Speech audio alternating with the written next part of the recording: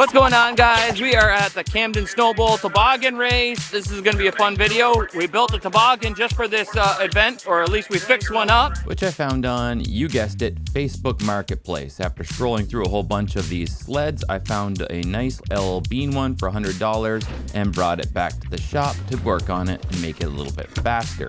We could have run it stock, but you're allowed to add 3 runners to the bottom that are a 1/4 inch thick, reducing the resistance as you go down the track. And we had dreams or delusions of grandeur in hopes of maybe placing a little higher than right at the bottom. As I milled these beautiful pieces of oak I purchased at Lowe's, I found that the old days of boat building came back to me, and I found the direction of the rise of the grain to ensure a faster run down the track, planed down the ends so they didn't drag, and installed them with some of this G-Flex 5-minute, which was a bit of a mistake because it hardened too quickly and meant that cleanup was a pain in the neck. Next time, use 30-minute or overnight stuff. Although we were running out of time and we had to get it together, we were hoping to get a test run in. Once that was done, we headed to the Camden Snowball on the day before the races, set up our ice shack, and had her tested to find out if she was the proper weight, and they checked our risers to make sure it all passed, gave us our tags, and we were on to the races the next day. The morning of the races, I loaded up the new Snow Dog, more on that in an upcoming video on the Fowler's Maker and Mischief channel, and just brought a few essentials like a popcorn maker, firewood solo stove, a few employees. Can't hear anything. This is the 33rd Annual National Toboggan Championships held at the Camden Snowball since '91 and the only toboggan race in the country. Teams come from all over to compete in a handful of divisions. We're doing a 4-person competition as it's the most competitive, although there are also 2- and 3-person teams. How it works is you get launched off the top of this platform at the top of the hill and are thrust down a 400-foot long chute onto the ice below, sometimes propelling the sliders at 40 miles an hour, crossing the entire lake a 1/4 mile long. This makes for quite a spectator sport, drawing a huge crowd, complete with costume contests, vendors, and prizes. And now we're here at the toboggan races, me and the guys. We got some special suits. We got our 4-man team, and we're giving away free popcorn and just hanging out. We're going to start doing this every year, so if you guys live in the area or want to travel up to the area for the Toboggan Nationals, you got to come and see us each year. I've been attending this event for over 20 years now, and this will be the first time I get to compete. Knowing that we wanted to bring something special as a team to the event, I got this popcorn maker from my parents for Christmas, and on a whim, I thought it'd be fun to bring it and give out free popcorn to the passerbyers. It became a huge hit and will likely become a yearly tradition for us going forward, but we're going to need a bigger popcorn maker. The rest of the team trickled in, and a few extra recruits like Grant's brother Hamish, who agreed to be our cameraman for the day, and his girlfriend Maggie, and I picked up Matt and John. Since we set up so early, we had prime real estate right near the finish line, which meant we had front row seats not only to the competition, but all the costumes the other teams were wearing. Once the popcorn operations was underway, it was time for us to get suited up ourselves.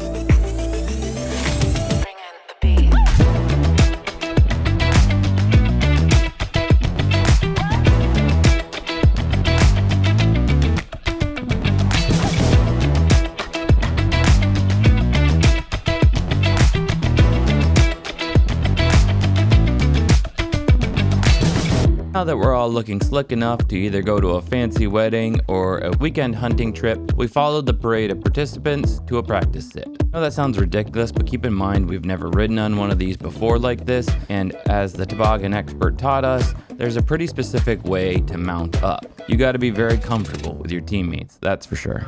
All right, so after our test run, test sit, that was insane. We're definitely doing this very interestingly. Before we had to get in line for our run, we headed back to the tent, and the family showed up to cheer us on. Let's be honest, eating popcorn and hot dogs is pretty clutch. When you got your solo stove and you're on the ice, it's hard to beat. I got to meet up with some viewers as we hung around and ate lunch, which is always a highlight of my day. Be sure to stop by next year and say hi to us. Everybody was getting pretty into it. Even Noah's wife Olivia and her friend Abby wore our signature suits and helped out with the concessions. We all watched the competitions make their runs. Well, almost all of us. John, of course, strapped on some skates while we waited and played some hockey around the corner. See his video on Skating the Line if you dare. We are literally the last people in the line, and yeah. As the sun fell behind the mountains, it was finally our turn. We loaded up on the launching ramp and held on to each other for dear life. Oh, this is such a bad idea. Whose idea was this? Sure, at the bottom thought it was pretty funny that we were wearing orange suits. Where does one pick up a fluorescent suit? Yeah, where do you get those things? Amazon. I mean, custom made for this, actually. Yeah. Tailored. Like you could go out hunting in a suit. Like it's this new fashion sense I have. It was a lot more nerve-wracking than I thought it would be when you're at the top looking down the chute. Imagination runs wild with the things that could go wrong. Again, we never got to do a test run. Did I properly screw in all the runners? Are the corners sanded down enough not to catch on anything? Will Noah let go halfway down and go flying off into the crowd? Before I knew it, the ripcord was pulled and we were off. Here we go, boys!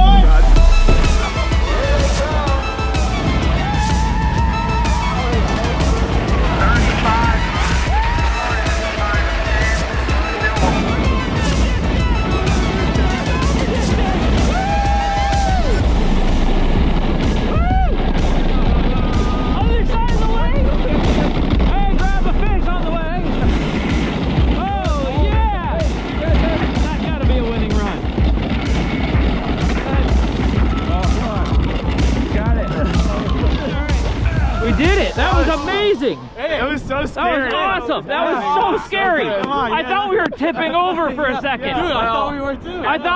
I felt like us were going to tip over at one of the points. We ended up hitting 35 miles an hour and made it to the finish line in 10.2 seconds. This ended up not being great, as we got 142nd place out of 152. Just slightly slower than Team Frozen Assets and a few spots ahead of Swamp Donkey.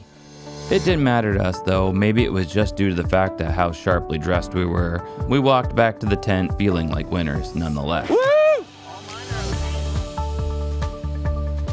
Actually went fast enough that John and Grant's suits melted a little bit on the side when they touched the edge. So that's why we must have 10 something, because apparently John was rubbing against it at some point. That's why you never go with the long leg guy. As that was just the... So we need to pick suits that have like nylon runners on them.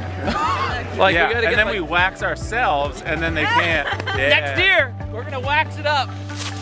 Oh! My brother Joe and I theorized what we could do differently next year. I think if you put the screw here and chamfer it back. Well, no, it had to be 4 inches from the end, so this was like 3.5. And I think these should have gone all the way up. And we filmed the rest of the competition in slow motion so we could analyze what separates the teams with good times from the teams that, well, did like as well as us. The best times came from teams that were really able to stack up tightly and get down low. Those were done on sleds with a slightly larger nose to the front and slightly longer so they could lie down better. Ours was too short for that. You know what would be fun? Is if we traded sleds. I think the four of us would have a hard time. Yeah, I think the 4 of us are gonna have a hard time fitting on it. And after inspecting the front of the sled, the tips of my runners were digging in, and that's what must have slowed us down a lot. I almost wonder if I had wrapped them up and around the tip if we would have had a winning time. It was a blast. Thanks again everyone who came out, and thank you to the Camden Snow Bowl for hosting such an awesome event. And to all you watching at home, thanks for watching, and be sure to tune in next year or come on by and see us. Fowler out.